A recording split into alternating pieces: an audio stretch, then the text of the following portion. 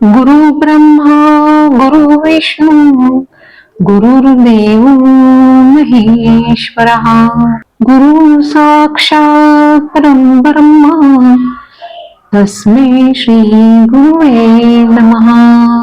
प्रत्येकाच्या जीवनात गुरु हा असतोच. मनुष्याच्या जीवनात पहिला गुरु त्याचे आई वडील असतात. नंतर ज्यांच्याकडून आपण शिकतो ते गुरु असतात. श्री दत्तप्रभूंना 24 गुरु होते. 24 गुरु या दृष्टीने की ते त्यांच्याकडून काही ना काही ज्ञान शिकत गेले. प्रत्यक्ष श्रीराम श्रीकृष्ण यांना सुद्धा गुरु होते. गुरु हा शोधण्याची आवश्यकता येत नाही. ज्यांच्याकडून आपणास अमूल्य ज्ञान मिळत जाते ते आपले गुरुच असतात. आषाढ महिन्यात येणाऱ्या पौर्णिमेस गुरु पौर्णिमा म्हणतात. तसेच या दिवशी महर्षी व्यास यांचा जन्म झाला म्हणून या दिवसास व्यास पौर्णिमा सुद्धा म्हणतात.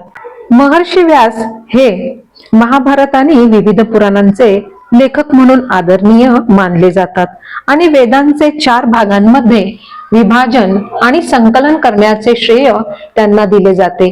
महागुरु म्हणून ओळखल्या जाणाऱ्या या दिवसाला त्यांचे आशीर्वाद घेण्यासाठी अत्यंत शुभ मानले जाते.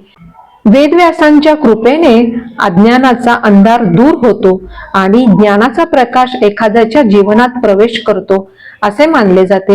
गुरुपौर्णिमा हा दिवस गुरु शिष्याच्या पवित्र नात्याचे प्रतीक आहे. या दिवशी लोक त्यांच्या गुरुकडून मिळालेल्या ज्ञान मार्गदर्शनाबद्दल आदर आणि कृतज्ञता व्यक्त करतात. या दिवशी भगवान विष्णू आणि देवी लक्ष्मीची पूजा करण्याचे विशेष महत्व आहे. आपण आपल्या गुरूंची किंवा इष्टदेवतेची देखील पूजा करू शकतो. एकाग्रता, सहनशीलता, त्याग, आज्ञाधारकता वगैरे सद्गुरूंमुळेच आपणास प्राप्त होतात. अशा गुरुविषयी निष्ठा ठेवून आदर व्यक्त करण्याचा गुरुपौर्णिमा हा विशेष दिन आहे. म्हणूनच व्यास पौर्णिमा ही गुरुपौर्णिमा म्हणून मानतात. आपल्या गुरुबद्दलची निष्ठा सतत जागरूक ठेवण्याचा, गुरुचे स्मरण करण्याचा आणि आपले जीवन सुधारण्याचा हा मंगल दिन आहे.